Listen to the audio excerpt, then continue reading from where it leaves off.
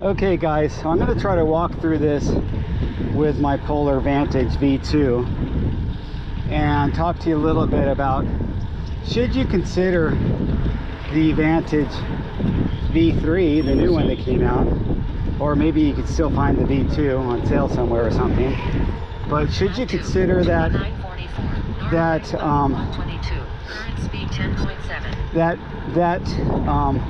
watch as a complement to your Garmin on your bike? So strictly from that standpoint, because I started with Polar and I like it, but when I got to Garmin on my bikes, I was on two ecosystems. The Polar, which is called the Polar Flow, which is their app and they have their online stuff, and then the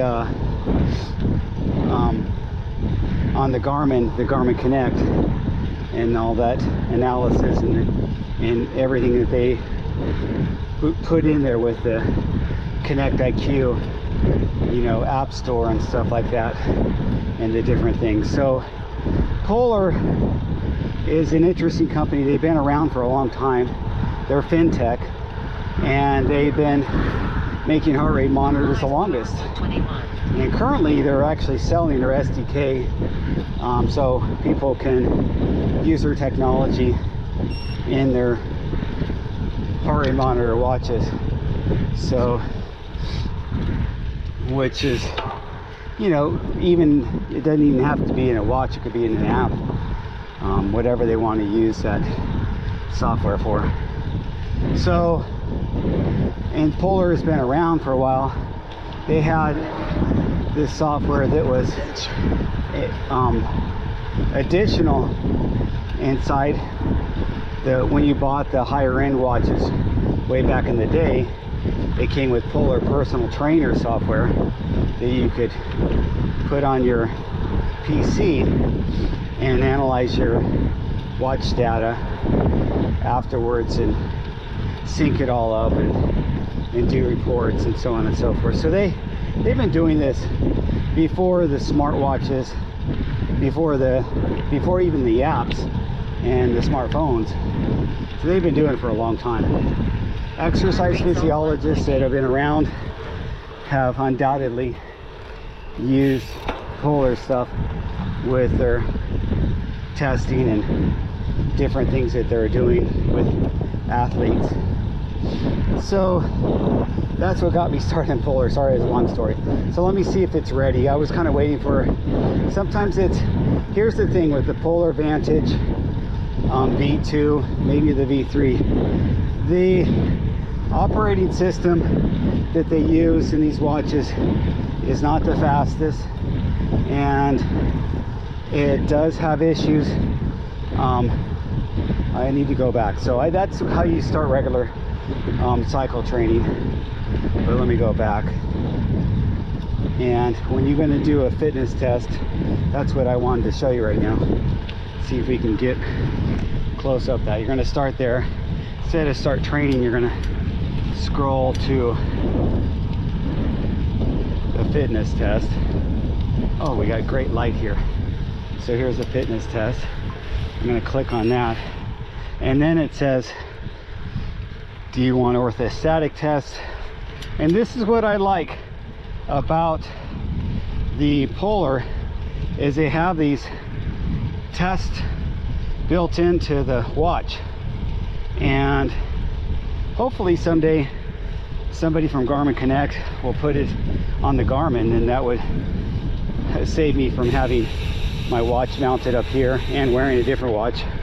So anyway, so I'm going to go cycling, and then it has some choices, but I leave it on the longest. Well, I have it on 20 minutes, so I could change that. I'm going to leave it on 20 minutes, and it'll do, even if it's 20 minutes, it's basically using an algorithm to evaluate you for an hour worth of your fitness. So that's already baked in, that it's analyzing that and using whatever you did in 20 minutes, triple it up, and that's what you do in an hour, which is not exactly accurate as doing the full hour, and you could do the full hour, but I've been doing a mixture, both short test and long test. So I'm going to hit start, but that could be changed. So this time it won't let me touch it screen. I have to do this to start it, and this to start it. See what I'm saying?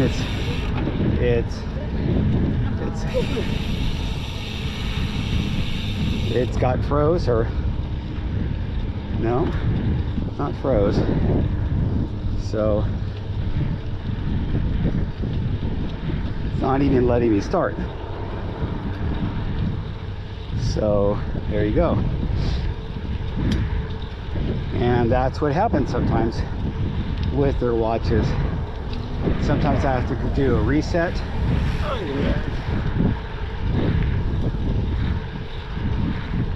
So I'm going to look at that.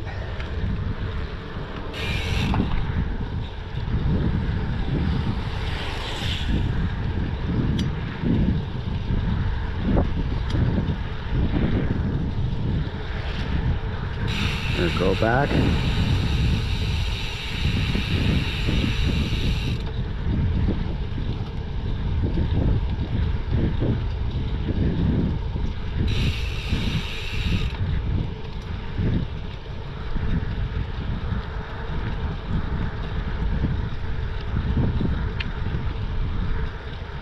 So it's not letting me do it. So when that happens to me, I either let it sit there for a while. Sometimes it gives me a message that it's still loading my last workout. And I did ride, I wanted to make sure my sensor got connected. So to do this test, you have to have the Polar H10. I think the H9 might be compatible too, but you have to have a heart rate sensor that has the newer Bluetooth. And I think this one also has ANT+. You can use the Garmin one too, Wahoo ones, but the newer ones, you can't use an old one. And make sure you got that paired to your watch. So let me go back and just hard reset it and see if that helps. Well, it will help, but so to hard reset it, you have to just hold this down. Well, it's a soft reset, and then it'll, there you go, and it'll soft reset.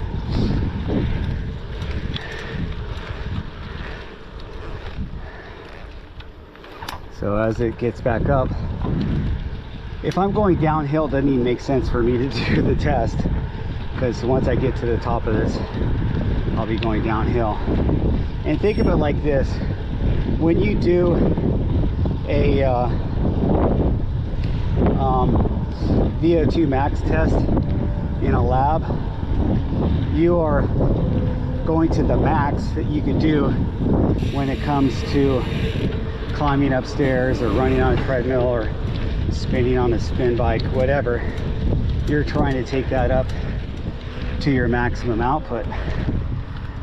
So why the word max is in the name. So it's gonna require you do this test in an area. Let me see if I can do it now. Do this test. So I'm going to scroll down and go into fitness test.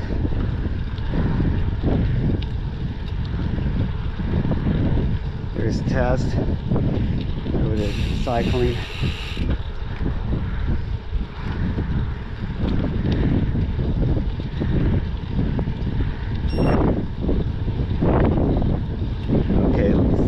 Start there. So now it's telling me it's basing it on a 60-minute, and I believe I can't touch it to start here. Oh yes, I can, but I have to confirm, and so I'll confirm right here. Then you'll get this screen where your cycling icon is in a purple or lavender circle, and it's not. And it says, I think it says indoor cycling, so I have to scroll it to where it's outdoor cycling.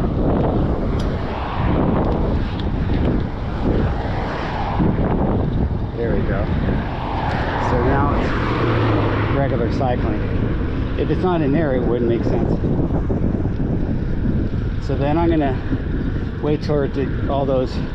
Now it's picking up my heart rate, my power meter, and everything like that.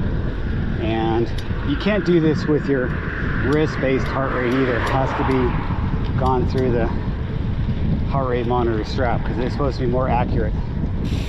And well, it is more accurate. So then it's gonna start the test, and it does a warm-up period, and then it starts the test. So that'll get you started.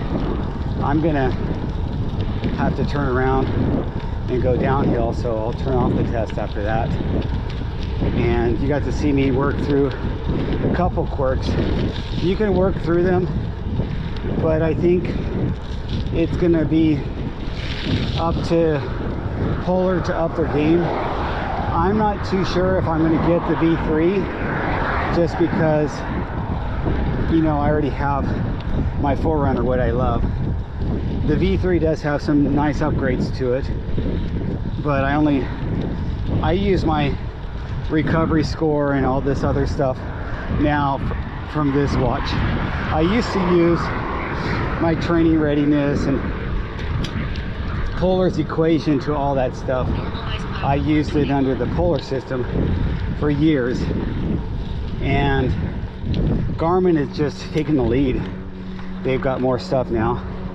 And then I also have a ring, the Ultra Human ring, that takes the sleeping stuff to the next level, and I really like that. So those are my two main forms now, is my Garmin 965 and my Ultra Human ring. Now obviously this cycling stuff is only used when I'm cycling, but I like the advancements on this, that I can do the cycling test, I could do a running test, a fitness test, orthostatic recovery test. So it does have things that I really like, but those tests are, I don't think they're not worth the price of admission to have my Polar as my daily driver. So I don't think it's reliable enough for that, and it's not woven into the other Garmin stuff as nicely as, you know, having my watch with my pedals. Well, I mean, I only use my pedals when I'm riding, but with other stuff, including Polar's heart rate monitor strap and third-party stuff, they could be synced to it. Garmin is just, they're always thinking outside the box, and I think Polar has their roots in fintech and in a society that really takes fitness very seriously and does a deep dive into fitness things and exercise physiology above and beyond most other countries probably. So that is something to consider, and why Polar has really good stuff. Is it good enough for me to do a daily driver? Not right now, but is it good enough for me to keep as a testing watch? Yes, I'll keep it for that, and I'll value it for that. And who knows, maybe they'll put that into the Garmin Connect IQ store with somebody that bought the SDK and developed it to be a watch face or a watch app, or developed it to be a screen face. You know, you see all the screen faces this has. That's from Garmin Connect IQ right there. So I'll talk to you guys later.